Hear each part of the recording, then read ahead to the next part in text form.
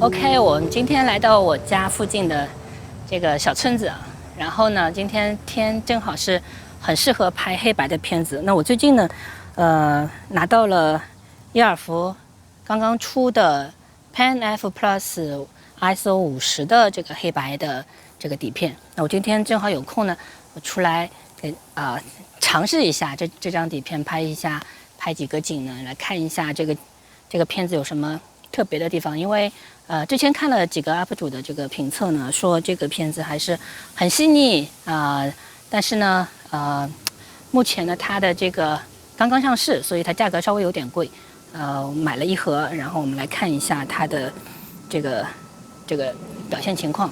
当然它标称呢是 ISO 是50，那这个底片呢是刚刚有大画幅的版本，那之前呢它一直有的是120的版本和135的版本，所以我们一直觉得伊尔福还是很厉害，就是它一直在生产不同的新的这个底片。我们来看一下。那今天我带了一支施耐德的110 XL 的这支镜头，那这支镜头其实是相当优秀的广角镜头，拿来拍景观和风光都是非常不错。我特地拿了这支现代的这个镜头来看一下它在现代的这个镜头的版本下它的表现。那待会儿我还会有一支同样110的 Prota 的这个镜头，我来看一下两支不同风格的镜头在同样一块底片上面它有怎样的一个表现。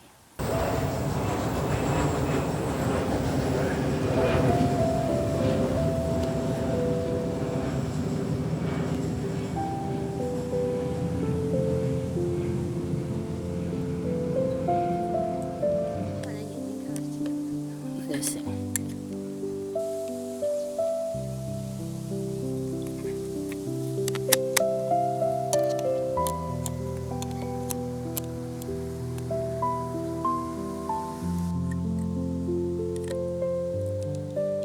OK。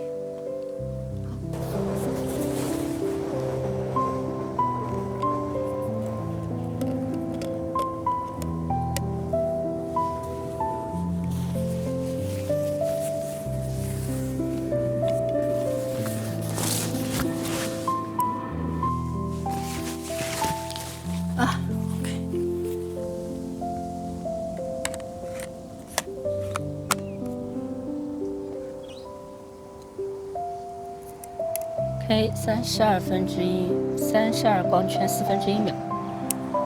哎呀，太棒了，有列车。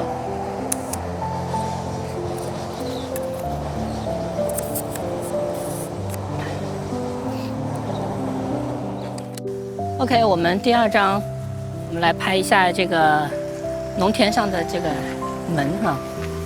来，先对焦。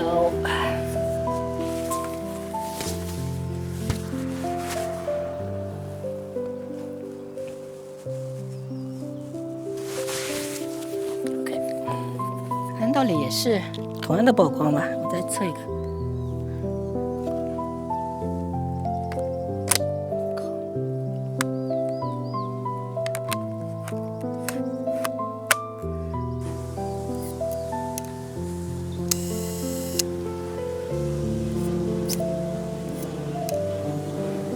OK。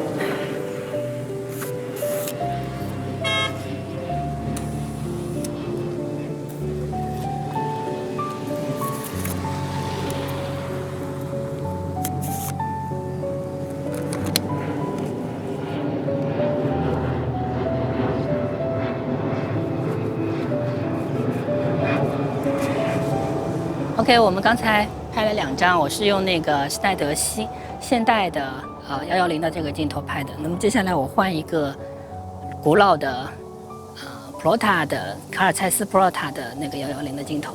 那这个支110的镜头，它最大的光圈呢是 f18， 所以呢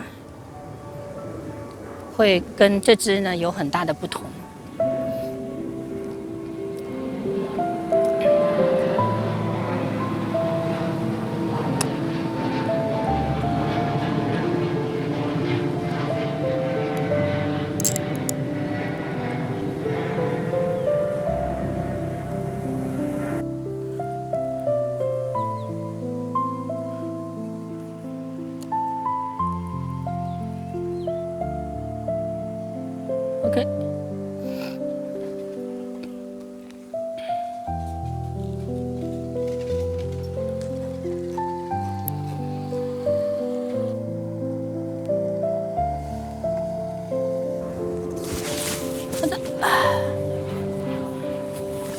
一下。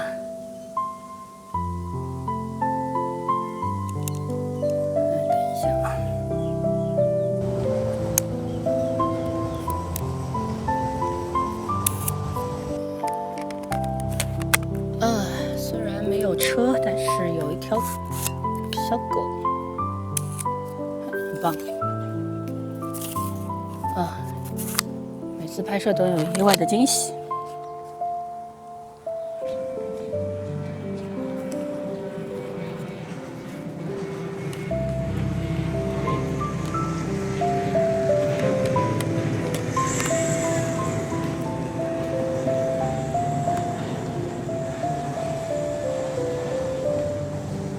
这个地方好繁忙。但有一点好，没有人跑上来会问你，这里没有村民哈。好，我们拍最后一张片子啊。这个鹿角 ，OK。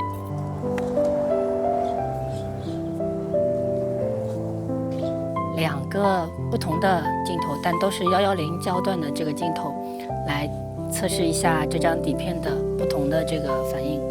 然后今天又是个很好的一个阴天，这个阴天光比非常的柔和，然后也不会有很大的这个变化，所以我测光其实只要测1次就够了。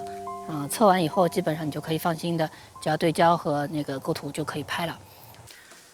OK， 我们现在拿到了4张底片，然后我翻拍扫描，大家刚才也看到了4张作品。那我们放大看的话呢，整个观感还是非常好的，然后它的细节非常多，然后它的颗粒非常的细腻啊，极其细腻。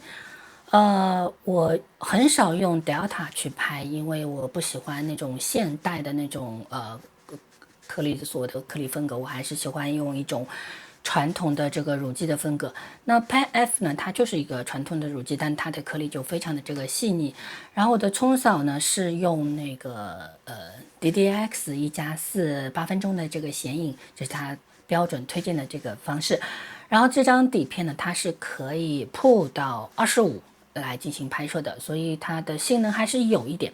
讨论下来呢，是觉得说这张底片呢，它可能对于这个暗部啊，它可能会容易造成死黑，所以我们拍摄的时候呢，尽量还是要稍微过曝一点。如果是25，像光比较强烈的这个情况下，那么我们可能会需要对暗部进行一些保留，所以呢，我们希望可以让它变得更加的充满层次感。那么这样的话，我们冲洗的时候呢，也需要用不同的这个配方来解决这个暗部容易死黑的这个问题。它的反差相对来说会比较大一点，它不像那个 HP5 啊，我一直用 HP5，所以 HP5 的性能很好。大家在拍摄，特别是在拍摄大光比的这个照片的时候呢，特别要引起注意。那么这是第二呢，我们会发现说这个底片呢，现在4×5的这个底片呢，卖价是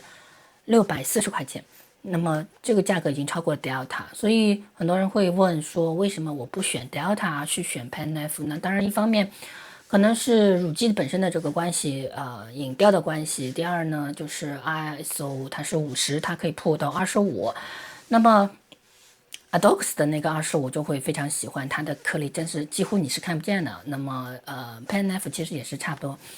然后这里面呢，我是想说，就是不管怎么样啊，那个我们有新的这个底片出来，我们有新的这个可能性进行尝试，特别是伊尔夫它一直在出新的这个产品类型，那我就觉得一直有新的产品出来就是件好事情，我们会有更多的这个选择，有更多的这个可能性，然后让黑白让胶片变得更好玩。所以呢，今天简单做一个简单的一个测试，稍微拍一下呢，让自己感受一下这个卷到底它的特性在哪里？因为我以前也没有用过Pen F 这个底片，它应该是和那个120和135的版本是一致的，所以我觉得还是蛮不错的，还是蛮好看的。如果它的价格能够再低一点，甚至于低于Delta 的这个价格的话，我觉得会很受欢迎。OK，我们今天的分享就到这里，我们下次再见，拜拜。